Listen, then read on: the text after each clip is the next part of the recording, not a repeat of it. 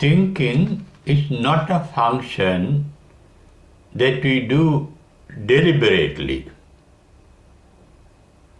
It happens indeliberately. One thought dying to give birth to the next thought, another thought. So that there's a series of thoughts that we call thinking.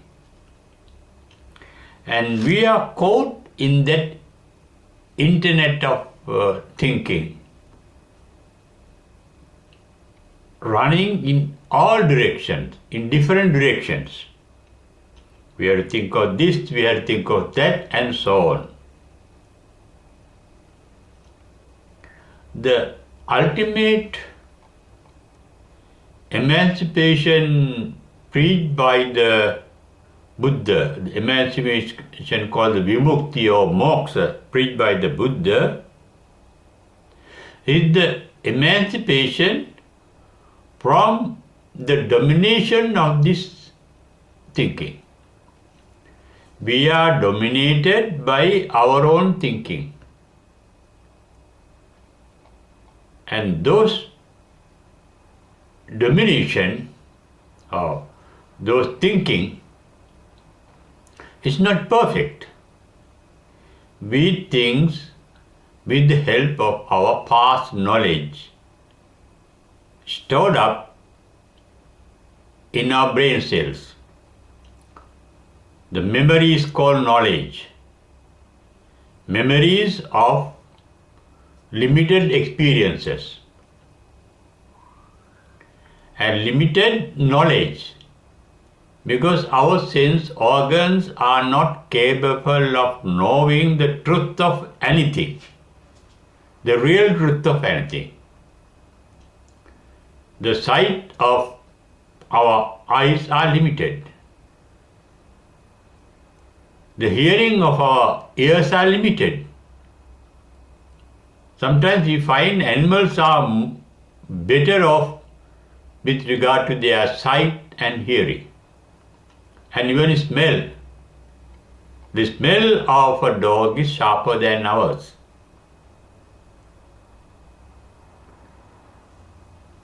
Therefore, with these limited experiences, with the limited senses, we gather knowledge, and that knowledge is stored up in our memory cells and they dominate us.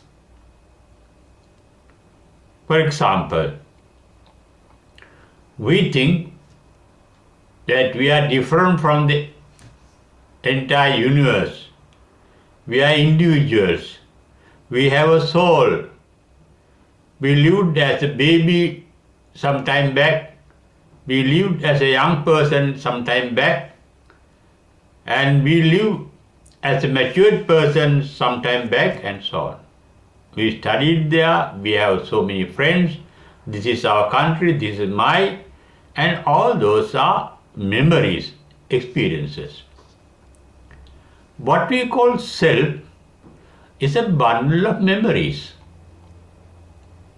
I consider myself as a different individual, not because of the body. If the body alone is there, it cannot have that concept unless the mind is there. The mind is governed by the past experiences.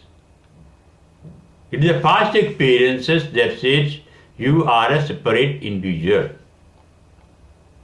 There's a truth to a certain extent in it, but it is not the whole truth. We are part and parcel of the nature. We are part and parcel of the entire universe. We are influenced by the entire universe. One scientist said, James Jeans, a Nobel winner who lived in UK, said, when an electron moves, the entire universe shakes. That means the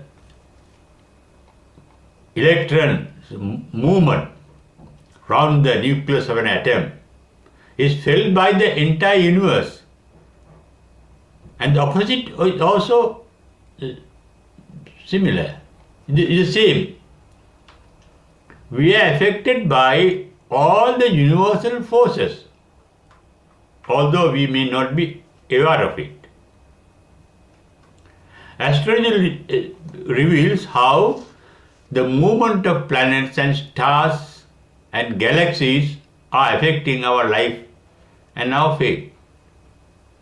That means we are interrelated. We think that we are an individual separate from the entire universe without knowing scientifically that we are a part and parcel of the universe.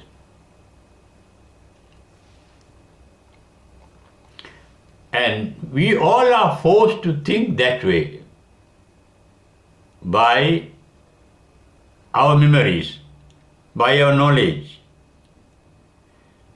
And we have to think a lot due to a particular reason also. We have to think a lot about many things because things are not in the way that we like. Our ideals are quite different from the real we are faced with. For example, we have many ideals. We have an ideal wife or husband, ideal children, ideal parents, ideal neighbors, ideal brothers and sisters, ideal country, and even our own very body. We have an ideal body, but our body is not the ideal. We may have an ideal with regard to our health, but our health may be different from the ideal.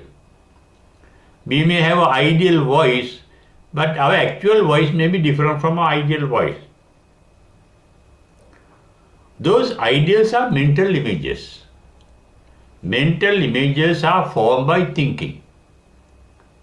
As I mentioned earlier, we are not controlling the thinking. The thinking is controlling us. The thinking dominates us. The real emancipation that the Buddha preached was from the domination of our thinking. It is that complete freedom that got manifested at the enlightenment of the Buddha. He said in his first paean of joy, his entire thinking process came to a stop at his enlightenment. He said, Visankara gatan chitta. Sankara means the thought process. Thoughts are based on our ideals. Ideals are what we desire. Desire is supposed to be the cause of all suffering that we undergo, according to Buddha's teaching. In his first sermon called Dhammacakkappavattana Sutra, Buddha said, Sankittena upadana khandapi dukkha.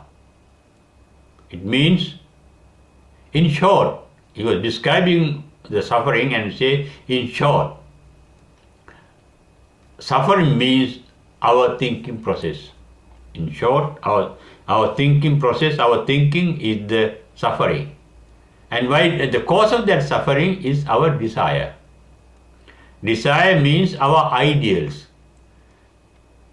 We are attached to certain ideals, and the real that we are facing is different from the ideal. The ideals that are in our mind, in our brain cells, are called kama chanda in the Buddha's teaching. Kama chanda really means what we have selected, our choice. We have a choice. In that choice, when there is a choice, we select something and we reject something else. Their selection means acceptance of certain ideals and rejection of all other real things. We accept the ideal and we reject the real. Rejection means hatred. Rejected means repulsion. Rejection means resentment. Those are mental defilements. Selection means attachment. Greed. We like that. Like, we select what we like and we reject what we dislike. And the thinking is based on our likes and dislikes or ignorance of the reality. Like means based on attachment. It's called raga. Ordinary mind think because of attachment to certain things. We think of things that we like, that we attach to. We think of things that we dislike, that we resent, that we hate. And we think of things that we don't know really, exactly. For example, a young boy may be fond of a beautiful girl, but he doesn't know whether that girl really loves him. And he's confused. And he has to think of it, but he doesn't know. That is called moha, ignorance. Husband is always in doubt whether his wife really loves him. Wife is also in doubt whether husband really loves him. They all live in tension. Socially, they may live together cordially, happily, but in the heart of the heart, they have the suspicion whether she really loves me, whether he really loves me. Because always we live in doubt and suspicion. And doubt and suspicion, that is moha. That is ignorance, lead to thinking. According to Buddha's teaching, raga, dosa, moha, that means our likes, dislikes and ignorance lead to the thinking process, and that is called dukkha samudaya. Therefore, what the Buddha taught in his first sermon called Dhammacakkappavattana Sutta, we can understand practically. He spoke of suffering and he mentioned suffering is our thinking. Panchupadana, but that thinking is different from the enlightened thinking. Enlightened ones also have a mind. We also have a mind, unenlightened mind. They have an unenlightened mind. The difference between the unenlightened mind and the enlightened mind is, in the unenlightened mind there is the presence of mental magnetism called upadana, the energy to attract things. Attraction means when we are attracting, we are repulsing something else. The positive aspect is attracting, the negative aspect of the attraction is repulsion. When something is moving towards you, it is moving away from what is away from you. Therefore, moving towards one thing means moving away from some other thing or things. Therefore, there cannot be attachment without resentment. Nor can there be resentment without attachment. They are together. Both resentment and attachment are based on ignorance. Therefore, attachment, resentment and ignorance means the three aspects of a same element, same phenomenon, has three aspects: attachment, resentment, and ignorance. Why? We get attached to things without knowing their real nature. That is why people fall in love, marry, and then later divorce what he or she marries, after realizing the real nature of the person that they marry. On the other hand, when we get attached to certain things, we build castles in the air without knowing the reality. What is the basic reality of everything in this universe? Everything in this universe, whether it's a universe, whether it's an atom, whether it's a subatomic particle, whether it's a galaxy, or whether it's the entire universe, every item in this universe is dynamic, active, creative. The universe is not dead. Even dead body is not dead. It is always active. Even a bone is active, radiating energy. That is active. Therefore, universal nature is being creative and active, identified in many religions as a God, Almighty God. And that is universal dynamism that leads to every manifestation in the universe. When something is active, it is always in a motion. It is dynamic, it is changing from one state to another state. A tree may be growing, a plant may be growing, that means a changing. That changing is a transformation. The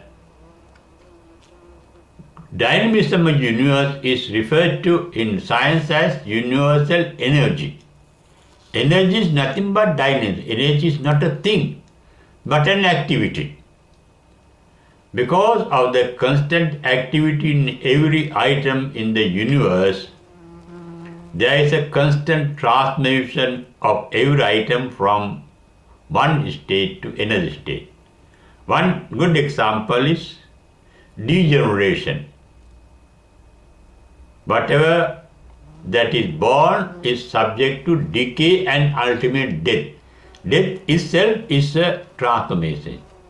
That not only that, even the formation or birth or happening is a transformation. That's why Buddha said in his very first sermon, Jati bi dukkha, jara bi dukkha, maranam bi dukkha. Jati means the birth, it's a transformation. Dukkha is really transformation of energy, transformation of the state or the formation or the form. Jara means decay.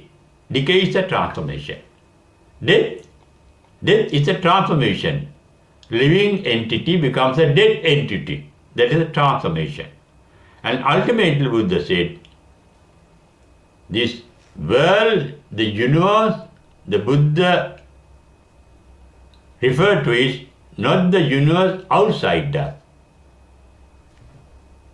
The principle that the Buddha spoke of is common to both the world outside and inside us. But what is important is the world inside us. That world is created by our thinking. We are what we thought of. We are made of our own thinking. If you are a good person or a bad person, if you are a proud person or a humble person, if you are a rich person or a poor person, if you are a kind-hearted person or a wicked person, that your nature is created by your own thinking. You are your own creator. That very creation is the cause of suffering. That is called jatva dukkha. Therefore, we have to be concerned what is being born inside us every moment. What is born inside us every moment? Our thinking, our thoughts. We think our thinking is a source of bliss, a source of happiness. There's a reality. Certain thought makes us happy, and certain other thoughts make us unhappy. But no thought, no thinking can make you happy throughout, because things are changing. Happiness cannot last long forever. There is no everlasting happiness. No, there is any everlasting unhappiness. Mental states are always changing. To be enlightened, Buddha did not look at the world or the universe outside. He looked at the world, the universe inside us, our mental universe. That is what he mentioned in his Rohitasa Sutta. He said, our entire world is within our 1 fathom. Fathom means about 6 feet. 1 fathom body. And that is the world he studied, and he became the expert, Sabbajño. Our mental world. Mental world is filled with our thinking. Content of our mental world is our thinking, our thought forms. Nirvana is called sunyata, emptiness. Emptiness of what? Emptiness of our mind. Empty of what? Empty of its content. What is its content? Thinking. Visankaragatan cittam means the entire mind became empty. Fully empty. No more thinking. How can we escape from our own thinking? Because they happen automatically. We have a capacity called wisdom and insight. Insight is the Buddha, the enlightened one in us. Our own wisdom can be light to us to show the reality. That is why Buddha, just before passing away, when some disciples who are unenlightened asked, whom are we going to follow to be enlightened? Buddha said, Attadipa viharata, be a light unto yourself. Atta sarana, make yourself your own helper. What is this atta? What is this soul? What is this self? Self is your thinking. Your own thinking can lead you in the right path or as well as in the wrong path. Therefore, Buddha did not ask not to think, but make use of thinking. Make use of mental images. Make your own ideas a guide to yourself. Because we have both benevolent thinking or benevolent thoughts and malevolent thoughts or malevolent thinking. Thinking, as I mentioned earlier, is called sankara. And benevolent thinking is called puññāvi sankara. Malevolent thinking is called apuññāvi sankara. Then there is another sankara that is called anijjāvi sankara. Anijjāvi is no vibration, neither in the good way or in the bad way. That is sensation. Sensation is also formation of a thought. You get the sensation, this is my father, this is my mother, this is my child. You see things. After seeing things, what happens in the eye is stimulation. The eye gets stimulated by the light reflected from a particular object. After the eye gets stimulated, you get a sensation, and you recognize the sensation with the help of the memories in your brain cell. When we get the sensation of a certain light wave from an object falling on your eye and making a change in the eye, with that sensation you recognize with the help of the memories saved in the brain cells, and you can say, oh, this is my mother, this is my father, this is my husband, or this is my wife, and so on. We can recognize things. We can recognize beings with their recognition. And that is sensation. That is also formation of a mental image. But that not turn into a series of mental images related to the original image. Original image is formed unintentionally. Then, in relation to that original mental image, you form more and more images. You see the mother's picture or image and you recognize that image, and then you start thinking how good she was, how kind he was, how she was looking after you, her smell, the food she prepared for you, the kind words she has spoken. You go on thinking, that means how nice to have the mother not dead. Or she may be looking at me from a different world, a dead world, from heaven,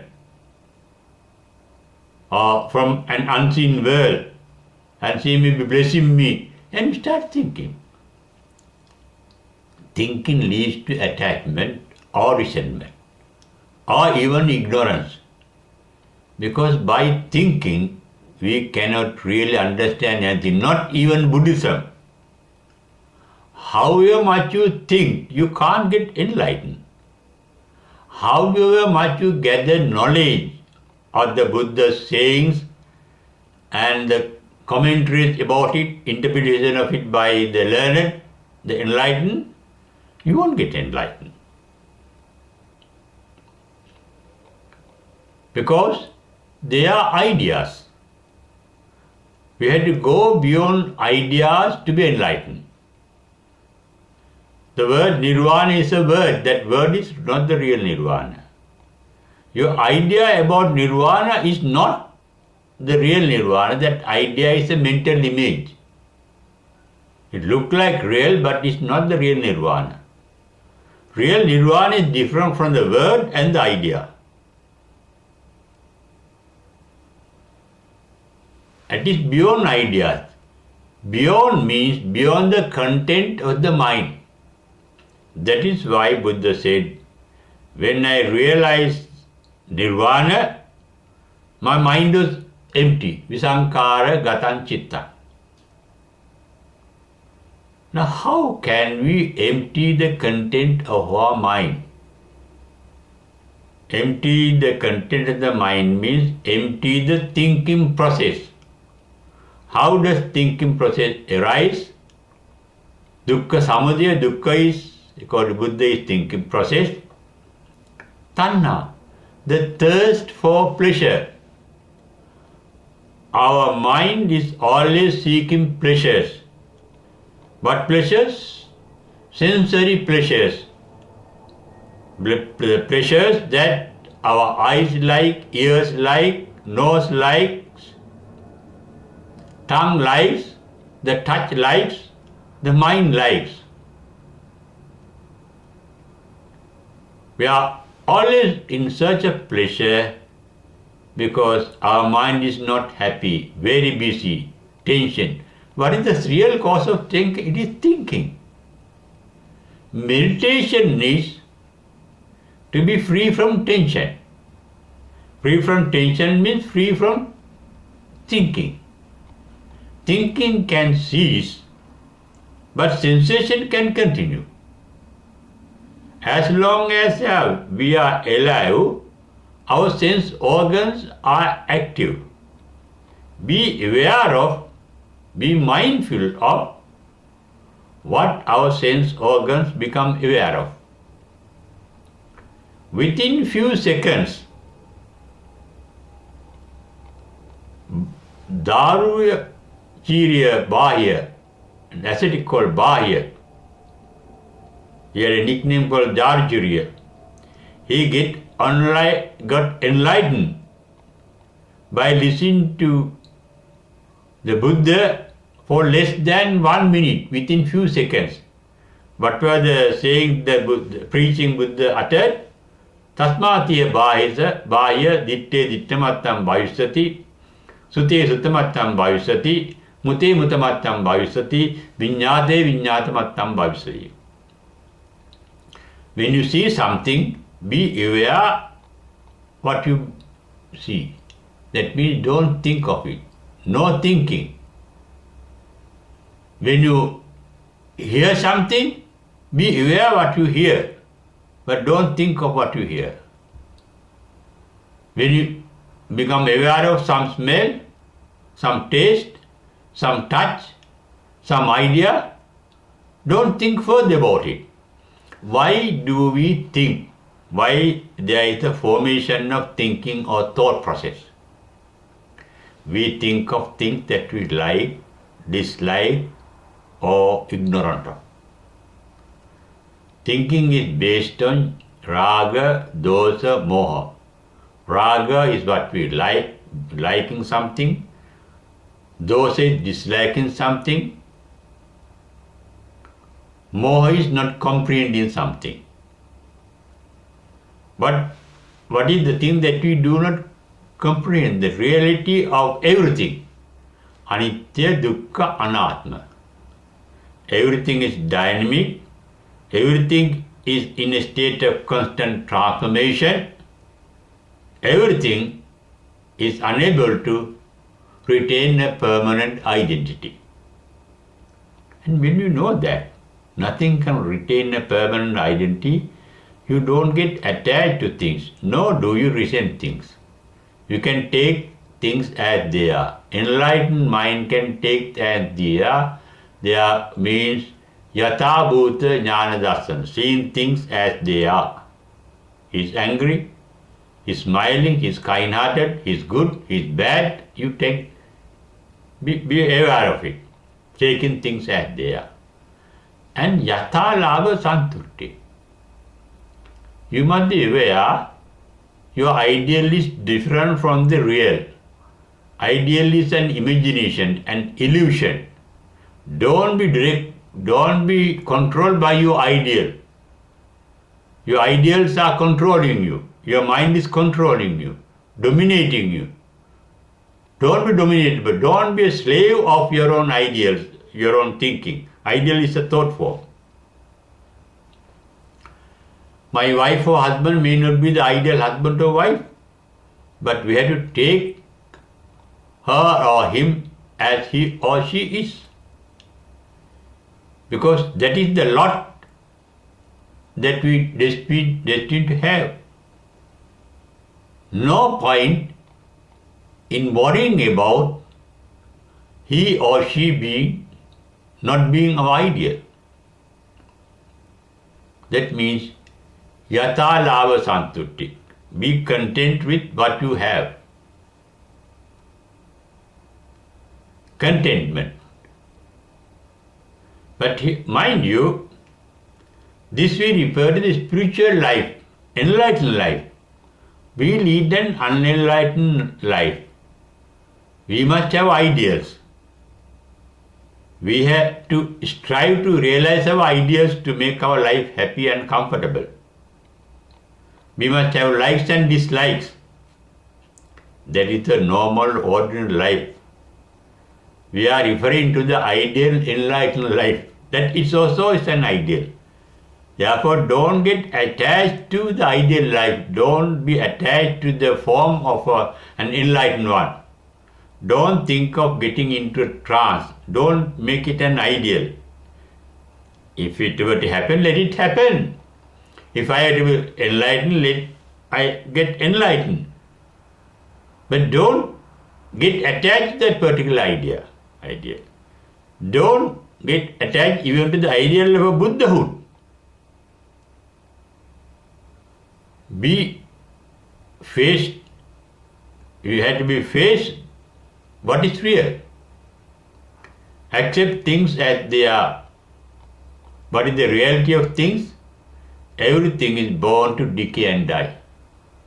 Therefore, there is no point in being attached to anything or resenting anything. And that brings a lot of comfort to the mind, free from tension, free from worries, free from mental suffering. Therefore, Buddhism is leading a realistic life. We have a separate body, we have a separate self, we have a separate set of thoughts and thinking.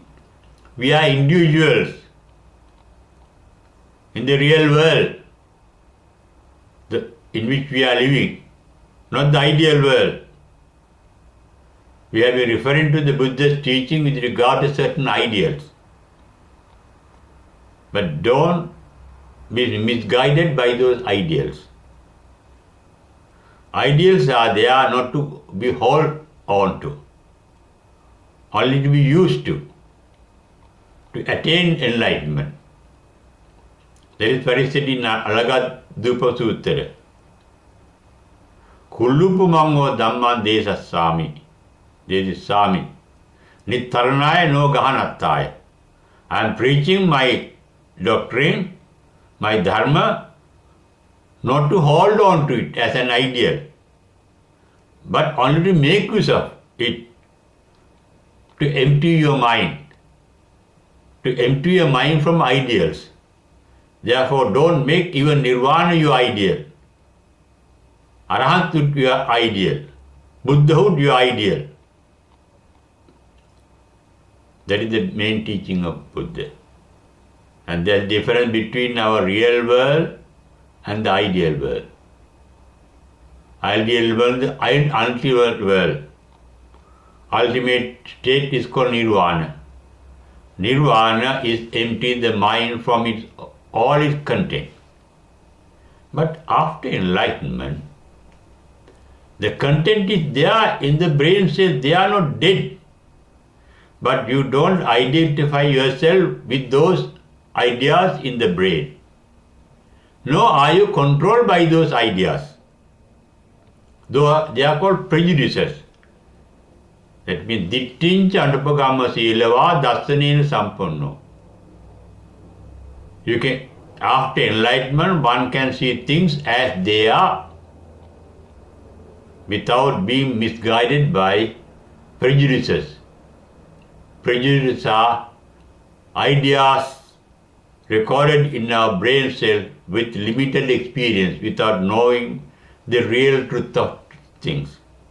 Therefore, don't be dominated by your idea. That is called dittincha. Don't be dominated by your prejudices. Be an open-minded person.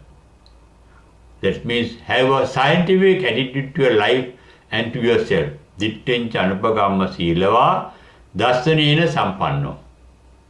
That is the path to freedom. Being open-minded.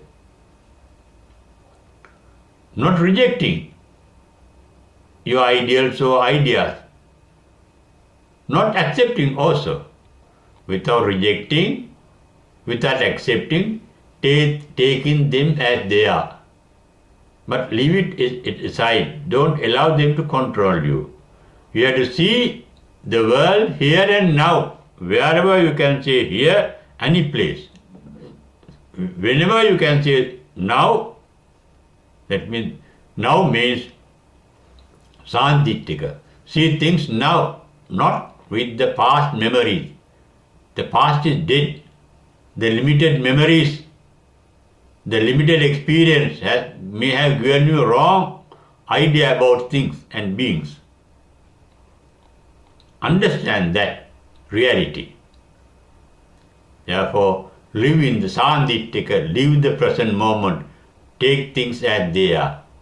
And Abeywickrama, see things here. Here means not in the past, not in the future. Future is not yet born. Past is dead and gone, never to be reborn. And the future, we don't know what it really is. But reality at the moment is our present moment. Face the present moment as it is. Accept it. Don't reject it. But accept it as it is, but don't get attached to it. Because you can't get attached to it. Why?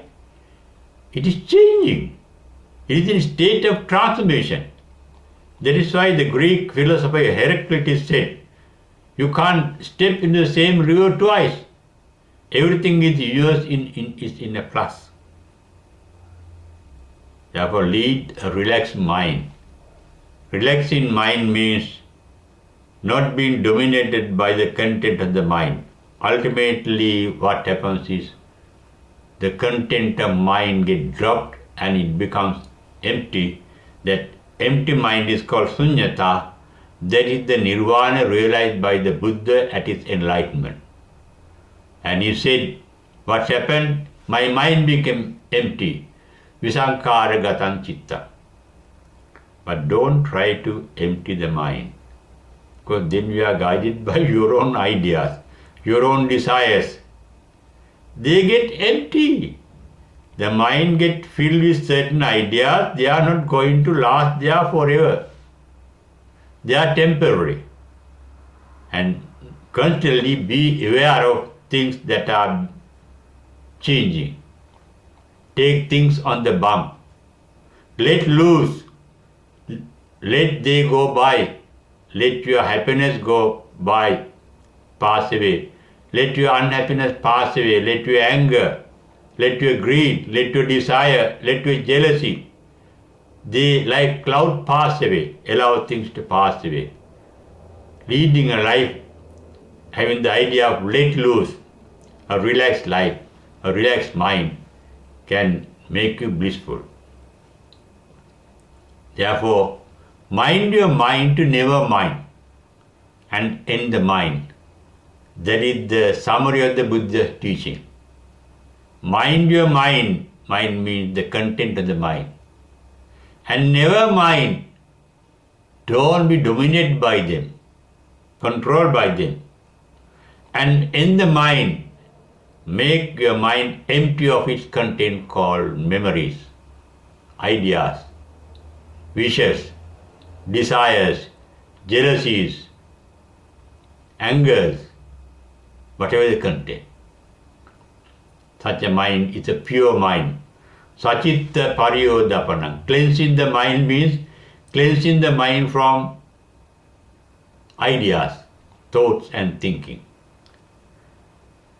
That sabba papa sakaranam. First, avoid unwholesome thinking. Then allow kusala upasampada to happen. And ultimately empty the mind even from wholesome thinking. Wholesome thinking can lead you to live a life in heavens with happiness in human world too, because that is good karma. Don't be attached to even good karma, wholesome deeds. Be neutral. And whenever possible, just be aware. Sati means awareness of things without becoming thoughtful of anything. You can be aware of your own breathing without thinking anything of it. You can be aware of things that you see or hear without thinking of it. And gradually, you can develop a mind free of thinking, an empty mind. And when that empty mind becomes perfect, complete, you are enlightened. in trances, in meditation, Buddhist meditation, one gets the training to empty the mind from thinking. Only become aware of sensation and to lead a calm mind without thinking of what you become sensitive of. And ultimately, it can lead to enlightenment, and that is not a thing that can be shown or taught or spoken of. That you have to realize when it is happening or when it has happened within you. The Nirvana is within us.